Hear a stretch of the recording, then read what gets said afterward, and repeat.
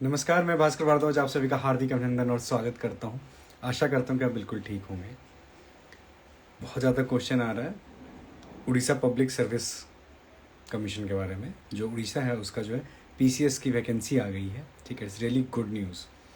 ठीक है, तो मैं आपको बताऊंगा कि कौन कौन लोग एलिजिबल हैं। ठीक है, क्या क्या करना है, क्या लास्ट डेट है।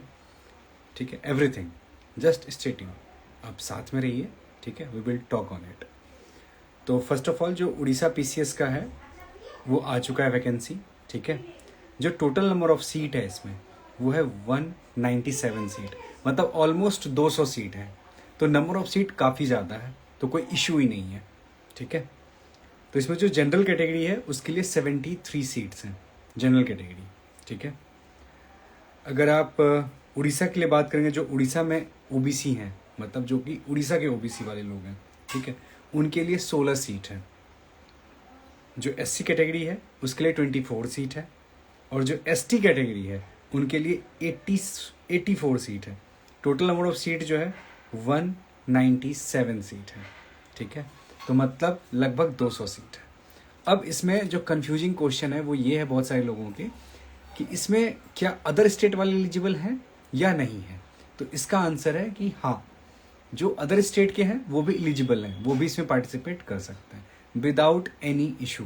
मतलब आपका, अगर सपोज करो कि आप दिल्ली से बीडीएस किया आपने और दिल्ली का ही आपके पास है, मैं एग्जांपल दे रहा हूँ, दिल्ली का आपके पास है रजिस्ट्रेशन। ठीक है, दिल्ली डेंटल काउंसलिंग से आपने रजिस्ट्रेशन ले लिया है, तो भी आप एलिजिबल हैं उड़ीसा पीसीएस के लिए।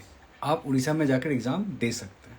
ठीक है, एग्ज़ाम का जो अभी डेट है वो फाइनल इन्होंने नहीं किया है, बट इन्होंने 1 महीने का डेट दिया आपको फॉर्म फिलअप करने के लिए।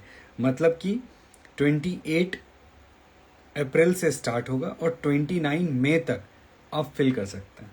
कहाँ पे फिल करेंगे? तो www.opsc, ठीक है, .government.in पे फॉर्म अवेलेबल है, तो कोई इशू ही नहीं है, आप आराम से फिल कर सकते हैं। और ये सबसे अच्छी बात ये होती है, ये ग्रुप ए ऑफिसर्स होते हैं जो भी इसमें आएंगे, जो लोग भी ज्वाइन करेंगे, जिनका भी सिलेक्शन होगा वो ग्रुप ए ऑफिसर होंगे। ठीक है, तो और एक चीज़ है कि इसमें सारे सब्जेक्ट से क्वेश्चंस पूछेंगे, मतलब हर सब्जेक्ट से लगभग 10 मार्क्स का वेटेज होगा। और इनमें एक और रूल है, चाहे आप किसी भी कैटेगरी से बिलोंग करते हों, आपको क्वालिफाइंग मार्क्स लाना होगा। मतलब कहने का ये है मेरा कि एटलीस्ट 50% मार्क्स लाना होगा। ठीक है, सपोज करो 200 मार्क्स का एग्ज़ाम ले रहे हैं वो, तो आपको हर हाल में 100 मार्क्स लाना होगा, तभी आप क्वालिफाई कर पाओगे इस एग्ज़ाम में। नेगेटिव मार्किंग है या नहीं है?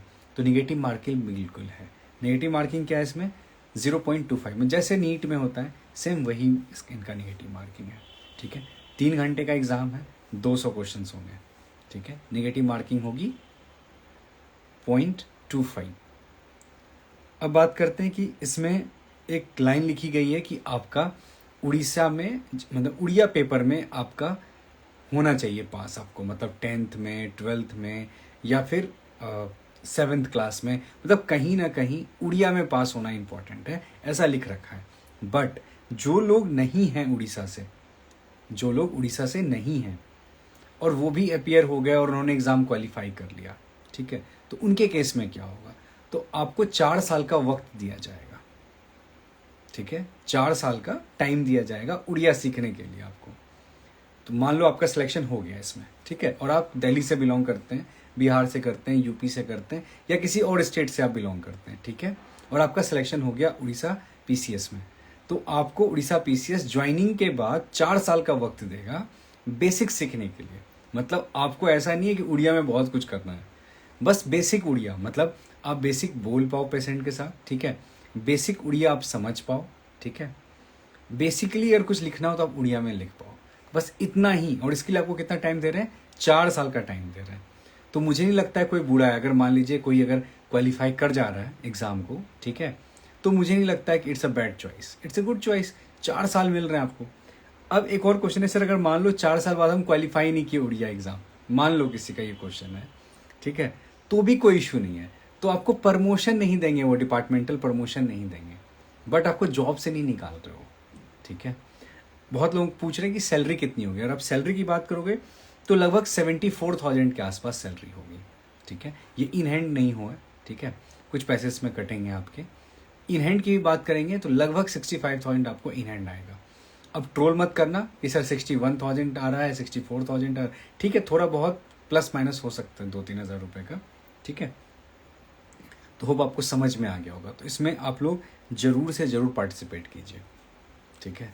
बहुत ही ज़्यादा सीट आई है, इसका बेनिफिट उठा लीजिए, ठीक है। सीट्स बहुत ज़्यादा है, इतनी सीट्स आती, जनरल कैटेगरी में भी 73 सीट्स हैं, तो कोई इशू नहीं है। और ऐसा कोई रिजर्वेशन नहीं है इसमें कि जो उड़ीसा के हैं उन्हीं को रिजर्वेशन मिलेगा, या जो उड़ीसा से हैं उनको प्रेफरेंस दिया जाएगा, ऐसा कुछ नहीं है। सब के लिए इक्वल है, तो आपको ज़्यादा सोचने की ज़रूरत नहीं है। जस्ट आप पार्टिसिपेट कीजिए, ठीक है, एग्ज़ाम दीजिए, अच्छे से पास कीजिए, और कुछ भी इम्पोर्टेंट नहीं है इसमें। अब बात करते हैं कि अगर मान लीजिए मैं एग्ज़ाम पास कर गया और मेरे पास रजिस्ट्रेशन बिहार का है, यूपी का है, मध्य प्रदेश का है, किसी और स्टेट का है, ठीक है, और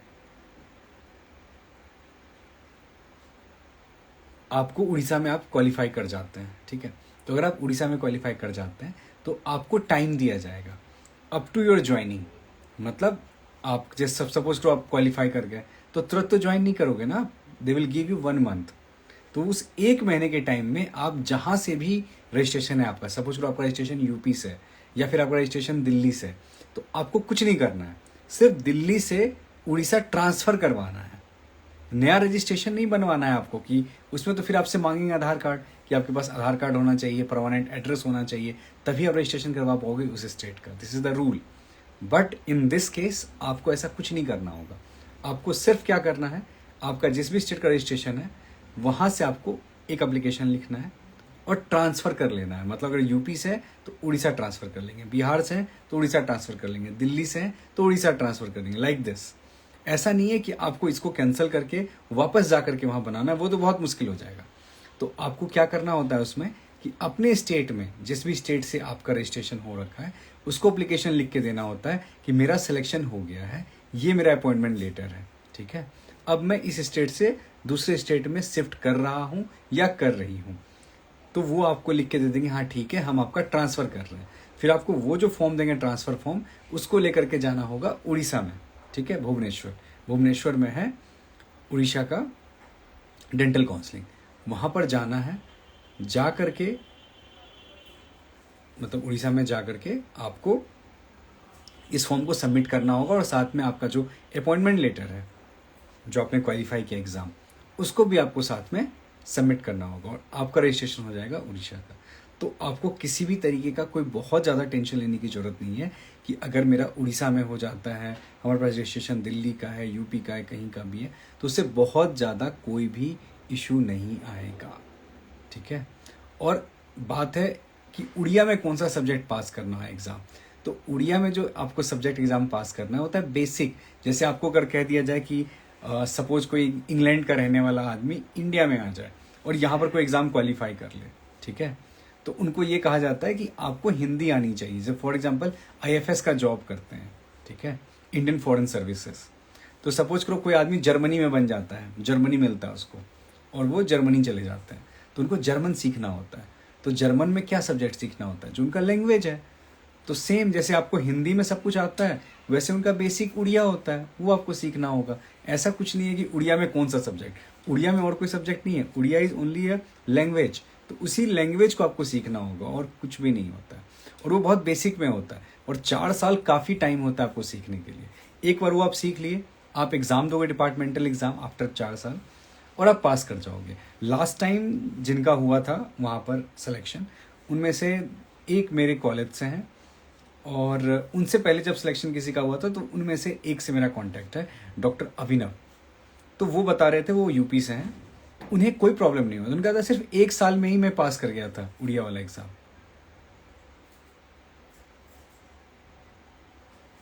तो बिल्कुल भी टेंशन लेने की ज़रूरत नहीं है, जस्ट रिलैक्स। अगर आप क्वालिफाई कर जाते हो, ठीक है, तो कोई इशू नहीं है, आराम से आपको मिल जाएगा। आप आराम से जाइए, ठीक है, और विदाउट एनी इशू एग्ज़ाम दीजिए। अगर आपका सिलेक्शन होता है, वेल एंड गुड, नहीं होता है तब भी आपको एक एक्सपीरियंस मिलेगा कि मेरा कैसा रहा, परफॉर्मेंस क्या था ऑल इंडिया लेवल पे। तो बिल्कुल भी टेंशन मत लीजिए इस टाइप का, ठीक है। और आपके एक और बहुत इंपॉर्टेंट क्वेश्चंस का मैं आंसर दे देता हूँ यहाँ पे कि ये एग्ज़ाम के जो सेंटर्स होंगे वो कहाँ होंगे। देखिए, जब भी कोई पीसीएस एग्ज़ाम होता है स्टेट में, ठीक है, किसी भी स्टेट का पीसीएस एग्ज़ाम हो रहा है तो याद रखिएगा कि जो सेंटर है वो हमेशा हमेशा उसी स्टेट में होगा। मतलब उस स्टेट में कहीं ना कहीं आपको सेंटर मिलेगा। भुवनेश्वर हो गया, कटक हो गया, मतलब इन स्टेट ही वो अपना आपको सेंटर देंगे। तो आपको ये एग्ज़ाम देने के लिए जाना पड़ेगा, ठीक है। ये एग्ज़ाम आप जाओगे, उड़ीसा में जाके देना होगा। इसका सेंटर दिल्ली, यूपी, बिहार ऐसे कहीं भी नहीं होने वाला है, ठीक है। ऑल इंडिया सेंटर्स नहीं होते हैं। जिस स्टेट का ये एग्ज़ाम है सिर्फ सेंटर वहीं पे होगा, ठीक है। तो आप सब इस फॉर्म को फिलअप कीजिए। अभी तो इसकी डेट है 28 से स्टार्ट होगा फॉर्म फिलअप होना, ठीक है। तो आप इजीली 28 के बाद फॉर्म फिलअप स्टार्ट कीजिए अपना, ओके। एक बार आप फॉर्म फिल कर दिए फिर आपका एग्ज़ाम हो जाएगा। और ये पूरा प्रोसीजर में 5 से 6 महीने लगता है। कोई भी पीसीएस एग्ज़ाम आप दे रहे हो, इट टेक्स 4 to 5 मंथ्स। एक दिन का तो ये है नहीं प्रोसीजर। एग्ज़ाम लेंगे फिर उनका सब कुछ चल रहा होता है एज इट इज़, क्योंकि थोड़ा स्लो होता है स्टेट। तो आई थिंक आपको सारे आंसर्स मिल गए, अब आपको कोई डाउट नहीं होगा, ठीक है। तो थैंक यू सो मच, और चैनल को फॉलो कर लीजिए, सब्सक्राइब कर लीजिए। Bye bye, take care, good night.